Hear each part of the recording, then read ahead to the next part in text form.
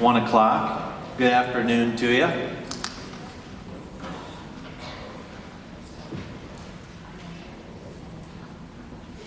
So Technician Josh, asked me earlier, who's going to introduce you? I said, I think I'll take a crack at it. You are in the presence of an expert underneath Oscar Wilde's definition, okay? I'm really far away from my home, so I'm a super expert today. And the place that I'm from is Cedar Springs, Michigan. That's the red flannel capital of the universe, in case you need any for this winter. Probably folks from Louisiana don't need any of those. It's kind of hot down here. I don't know if you're aware of that. Here's my children and I at the Red Flannel Festival last year. I have a son and 3 daughters. Here we are with Red Flannel royalty. Okay, that's Harlow and Zoe and Alyssa. I taught 2 of those young ladies. And I didn't have a picture of my wife at the Red Flannel, so this is my wife. I just didn't want to exclude her. And these are students that I teach. I teach 9th grade. I've got 122 kids that I'm teaching this year. And on the airplane on the way here, I was reading it's a good little book by Ryan Holiday. It's new. It's called Stillness is the Key. And he was arguing there in the start how times of intense pressure and confusion are often the times when you have your greatest breakthroughs. And it's my 13th year in teaching, and I feel like I've got a lot of breakthroughs coming this year because the weight of teaching this year feels especially heavy on me. I don't think I've ever had as many students who just seem angry about school, angry about just maybe they're even mad because they're mad, angry to receive the well-meaning attempts at connection that I try to bring in my class. And then at the same time, I think we're like 6 weeks in, there's this heavy weight, there's this intensity in my year this year. But then there's also these little bright glimmers. Like yesterday in class, we had a pop-up debate on an article that we had read that week, and Annabelle stood up and just gave this incredible little speech on the topic we were discussing. And you could just see her peers kind of, as it kept going and going, her peers just sort of like, whoa, that's awesome. You could feel the energy in the debate after that. And these kids are talking about an article that they read, which a lot of them a few weeks ago were not doing that. So before we dive into the beliefs beneath student motivation, I want to just say that if there's any theme to my work, I've been writing for teachers now about 8 years. If there's any theme to my work, it's that we need to produce these 2 things together. Every single professional development I've ever been to, every conference session I've attended, every book I've read by teacher authors is telling me how to produce more learning. It's convincing me that more learning is possible and that I should aspire to it. And I do, and I believe you do too. But very few of them give me any idea of how to do this work with less stress. Every additional piece of professional development I receive seems to add more and more and more that I need to do. But very few of them take things off of my plate. And that's a real existential concern of mine as a classroom teacher who doesn't wish to sacrifice his family on the altar of success, and of mine as a teacher who's trying to help others to do the work well. This is sort of embedded in at least the American teacher's psyche, this idea of the ideal teacher who goes and in the school staffed by a bunch of jerks, a bunch of people who just hate kids, in comes this one teacher who cares. And this teacher's gonna give everything to make sure that those kids know that they're loved and appreciated and that they can achieve and learn and do hard things. And the teacher sacrifices everything. So in this film, Erin Gruwell, the real life teacher that the film's based on, loses her marriage and has some amazing results with her students at the end. And I'm not interested in that type of an approach because of those pictures that I just showed you. We've known for over 100 years that human beings have optimal pressure zones. You pressure us too much, and you might as well not pressure us at all because we'll produce about the same amount. Most teachers that I'm interacting with right now in October 2019, several weeks into the school year, are operating on the wrong side of the Yerkes-Dodson curve. And it's a double whammy, because not only does the quality of our work, the results of our work, they suffer, but so does our quality of life. And so what do we tend to do when we're underneath lots of pressure? We tend to crank out the hours. I'll just work a little bit more. I'll just take some work home. I'll just work a little bit on Sunday. And we've known this is the result of a study of about 5,000 performers all across the different industries. Morton Hansen has found that the best performances come from this range right here. And if you're short on time, what you really want to aim at is about 50 hours. Most of us are not on this side of 50 hours. We're over here, most of the teachers that I interact with. And that's a bummer. It's no surprise then that the most recent Gallup survey on teacher engagement finds that teachers are either not engaged in their work or actively disengaged. If we would like to improve equitable access to great literacy outcomes, this is something that we've got to pay really close attention to in our schools. Because the disengaged teacher, who by the way is not disengaged because they're a slacker or a bad person, they're disengaged because it's a natural response to too much pressure. This teacher is not going to produce the outcomes that we're after, and you and I won't either, despite our best intentions.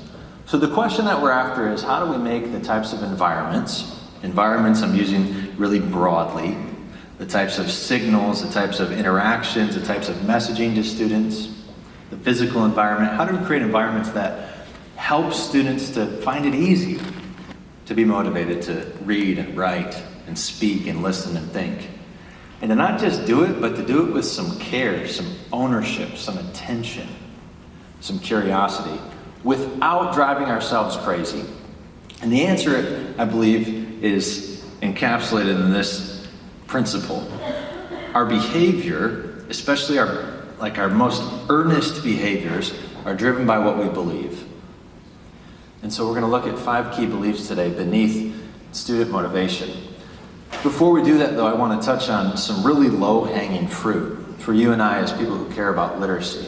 I think that we can't answer enough the question of why. Why literacy?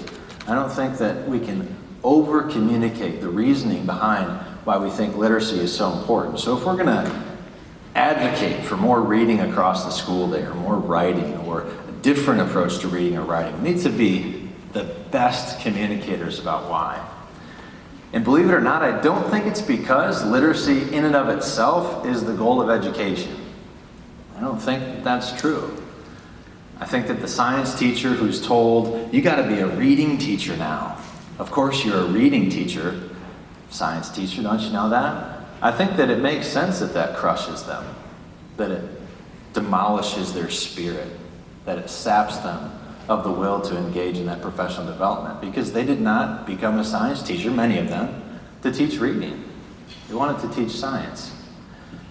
So the way to help that science teacher see that literacy is actually a critical, non-negotiable way to increase science achievement is to talk about long-term flourishing. This is what everybody got into education to pursue. The physical education teacher, the science teacher, the kindergarten teacher, the college instructor. This is what people actually wanted to do. And the science teacher just believes that science is a great way of doing that, of promoting a flourishing life. They think that that's part of what a flourishing life looks like, to be scientifically literate, to be able to think like a scientist. So first, before we talk about literacy in our schools, let's make sure that we're bringing clarity of purpose that everyone can get around. Greg McKeown, a guy from the UK, has been writing for years and speaking about this idea of essentialism. And he says that I can walk into your school and I can ask 10 random people, hey, what's this school ultimately about? What are we trying to do? And if I get 10 different answers, I can guarantee that your teachers are going to be frustrated. I can guarantee that they'll be chasing after the trivial many. Lack of clarity of purpose is a beautiful way to demotivate people, students and teachers. So I'm going to give you 10 practical actions today that I think come out of some of the work that I've been thinking about and writing about over the years. The first, before we even get to the beliefs, is you can't bring clarity of purpose. You can't do it too much, I don't think. I'm amazed sometimes how a school will roll out a big strategy plan. My own school has a strategy plan that they're rolling out right now, but it's communicated so infrequently that it's unlikely that it will actually come to pass. All right, let's talk about these beliefs. So you got 5 beliefs up here. It's going to be helpful to you to try to close your eyes and see if you can bring these up. You actually do want to memorize these because they're the hooks that you're going to hang anything that I share, anything that you read about in my work. You can hang it on these 5 hooks, and it starts to bring coherence to all your efforts to motivate students. And I need to first communicate that I didn't make these up. The credibility belief comes from John Hattie's work. I first learned about it here in Visible Learning for Teachers, and I've since seen it repeated in some of the stuff that Corwin Literacy is coming out with, collaboration pieces between Hattie and Fisher and Fry. Credibility is from Hattie, and then value, belonging, effort, and efficacy come from this it's not little, it's like 80 pages PDF from the Chicago Consortium on School Research. Camille Farrington and her colleagues at Chicago read 400 pieces of the literature on all different types of the social-emotional learning landscape, and they boil it down to these 4 key beliefs. And before we examine each, let's just be clear on 4 important characteristics about these.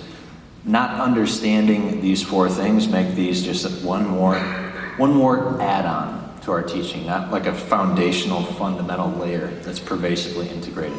So first of all, these things are highly context dependent, meaning that it's not surprising that a student can go from first period in math or beginning of the day in reading and be highly motivated, and then 1 hour later be highly demotivated, because as the subjects change, as the peer groups change, as the assignments change, the teachers change, the beliefs are going to change. And so therefore the motivation of the child can change. Farrington and her colleagues especially have documented that phenomenon. So they're context dependent. This is also why some of our students struggle so much with homework, because home may not be a place that's conducive to the beliefs. The good news, though, is that they're highly malleable. The student that I'm teaching right now, the handful, it's probably more than a handful, who are unmotivated, I continue to work at that because the science is clear that these things can change. The science is actually clear that tiny little interventions that take 10 minutes, conversations that take 5 minutes, can actually change the 5 key beliefs in students. So that's good news. And then they're useful for labeling kids, analyzing kids, and then acting on what we see. So let's look at them. Let's look at credibility. Credibility is at the top for a reason. Hattie finds that the effect size of teacher credibility is about double that of generic student motivation attempts. And credibility sounds like, man, Mr. Stewart, you're a good teacher. You're good at your job. Miss Smith, she's great at her job. I trust Miss Beacon. I know that Mr. Painter can help me improve. That's what credibility sounds like. Its underbelly, the anti-credibility belief, is you don't know what you're doing. You're bad at your job. You don't care about me. You're a jerk. So I want you to talk, and with the person next to you, or if you're introverted like me, you can just write this down in a notepad or something. Where do you think this judgment comes from? Because Hattie basically says, this is kind of bold, but he basically says, so students are typically correct in this judgment, which is brutal. He says, I find that students tend to be right. So then, therefore, it's kind of a big deal for us to know, so how are you judging us? How are the students judging us? So when a child is sitting there analyzing subconsciously the quality of their teacher in first grade or 12th grade or wherever, what factors do you think go in to their determination of teacher credibility, of whether or not the teacher is a good one? I want you to discuss that for like 2 minutes, or write about that for 2 minutes, and then I'll bring you back. Where does it come from?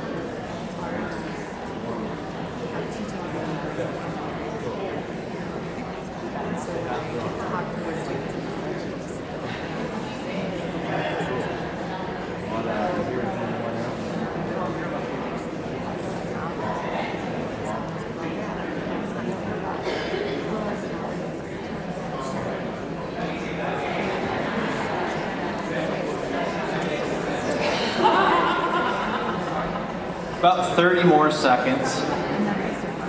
Appreciate you collaborating on this. Well, I tried about this one, but in the last year. Yeah, and the cost is.